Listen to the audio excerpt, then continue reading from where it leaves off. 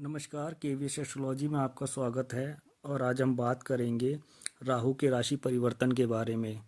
राहु देव इस साल मंगलवार 12 अप्रैल को सुबह 10:35 पर मेष राशि में गोचर कर जाएंगे, जिसके बाद राहु देव 30 अक्टूबर 2023 को दोपहर 1:33 तक इसी राशि में स्थित रहेंगे और फिर मीन राशि में प्रवेश कर जाएंगे। ज्योतिष शास्त्र के अनुसार राहु और मंगल में शत्रुता मानी जाती है और मेष राशि मंगल की ही राशि है, जिसके कारण राहु का यह गोचर कुछ राशियों के लिए कष्टदायक हो सकता है, लेकिन कुछ राशियों के जातकों को इस गोचर का लाभ भी प्राप्त हो सकता है।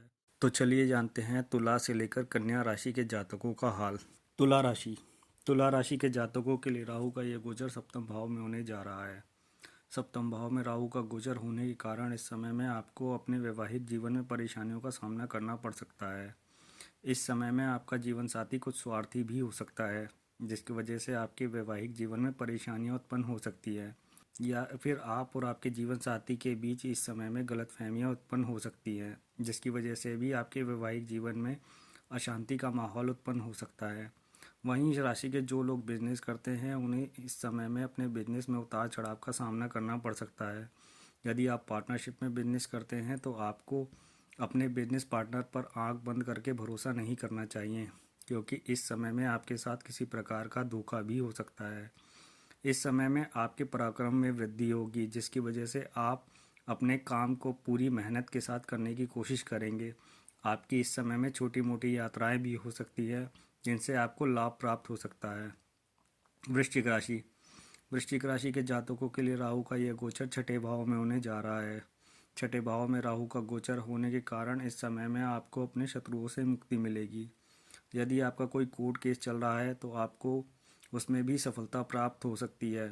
इस राशि के जो जातक कानून या फिर मेडिकल फील्ड से जुड़े हुए हैं उन्हें इस समय में लाभ प्राप्त हो सकता है। फाइनेंस से जुड़े लोगों के लिए भी राहु का यह गोचर लाभदायक है।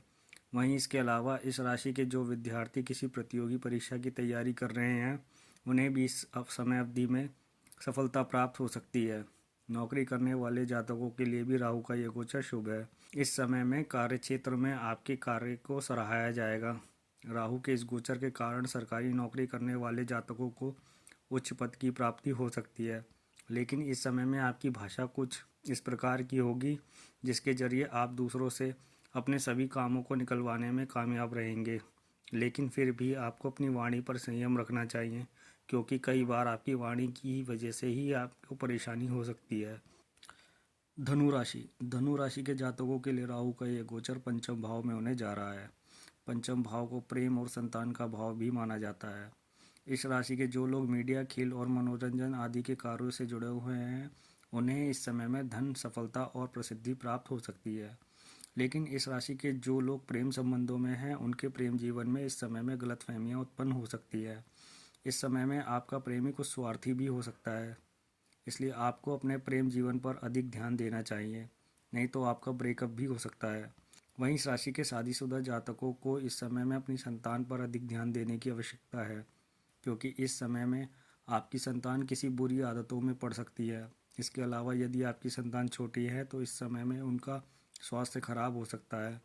धनु राशि के जो जातक विद्यार्जन कर रहे हैं उन्हें भी इस समय में अपनी पढ़ाई पर अधिक फोकस करना पड़ेगा, क्योंकि यहाँ बैठा राहु आपका ध्यान आपकी पढ़ाई से भटका सकता है। मकर राशि के जातकों के लिए राहु का यह गोचर चतुर्थ भाव में होने जा रहा है। चतुर्थ भाव को सुख का भाव माना जाता है। राहु का यह गोचर आपके मन में अशांति उत्पन्न कर सकता है। इस समय में आपके पारिवारिक सुखों में कमी आएगी। घर में कलह का वातावरण उत्पन्न हो सकता है, जिसकी वजह से आपका मन अशांत रह सकता है। आपकी इस समय में अपनी माताजी के साथ भी संबंध खराब हो सकते हैं, या फिर आपकी माताजी का स्वास्थ्य भी इस समय में खराब हो सकता है। इसलिए माता के साथ संबंधों और उनके स्वास्थ्य पर अधिक ध्यान दें। इस समय में आपको भूलकर भी कोई संपत्ति ना तो खरीदनी चाहिए और ना ही बेचनी चाहिए, क्योंकि इस समय में आपके साथ किसी प्रकार का धोखा भी हो सकता है। ससुराल पक्ष के साथ भी संबंधों को लेकर आपको सतर्क रहना चाहिए, क्योंकि इस समय में आपका अपने ससुराल पक्ष के लोगों के साथ भी झगड़ा हो सकता है। इस समय में आपके बिना वजह के खर्च बढ़ेंगे, जिसकी वजह से भी आपको परेशानियों का सामना करना पड़ सकता है। इसलिए सोच समझकर ही धन खर्च करें। कुंभ राशि के जातकों के लिए राहु का यह गोचर तीसरे भाव में होने जा रहा है। तीसरे भाव से पराक्रम और छोटे भाई बहनों का विचार किया जाता है। राहु के इस गोचर के कारण आपके पराक्रम में वृद्धि होगी। यदि आप टूर एंड ट्रेवल्स और मार्केटिंग आदि के कार्यों से जुड़े हुए हैं तो राहु का यह गोचर आपके लिए काफ़ी शुभ है। लेकिन इस समय में आपका अपने छोटे भाई बहनों के साथ किसी प्रकार का कोई विवाद हो सकता है, इसलिए छोटे भाई बहनों के साथ संबंधों को लेकर सतर्क रहें। राहु का ये गोचर आपके वैवाहिक जीवन को भी प्रभावित करेगा। इस समय में आपका अपने जीवन साथी के साथ किसी तरह का कोई विवाद हो सकता है या फिर आपके जीवन साथी की सेहत इस समय में खराब हो सकती है, इसलिए जीवन साथी के प्रति विशेष सावधानी बरतें। वहीं कुंभ राशि के जो जातक बिजनेस करते हैं उन्हें इस समय में लाभ की प्राप्ति हो सकती है, लेकिन इस समय में आपको अपने बिजनेस पार्टनर पर अधिक विश्वास नहीं करना चाहिए, नहीं तो आपके साथ किसी प्रकार का कोई धोखा भी हो सकता है। मीन राशि के जातकों के लिए राहु का यह गोचर दूसरे भाव में होने जा रहा है। दूसरे भाव को वाणी और कुटुंब का भाव भी कहा जाता है। राहु के इस भाव में गोचर करने के कारण आप इस समय में धन के प्रति अधिक महत्वाकांक्षी हो सकते हैं, जिसके लिए आप झूठ तक बोल सकते हैं। इस समय में आपको अपनी वाणी पर संयम रखना चाहिए, नहीं तो आपको अपनी वाणी की वजह से भी परेशानी हो सकती है। वैसे इस समय में आप अपनी वाणी से दूसरों से अपना काम आसानी से निकलवाने में कामयाब रहेंगे।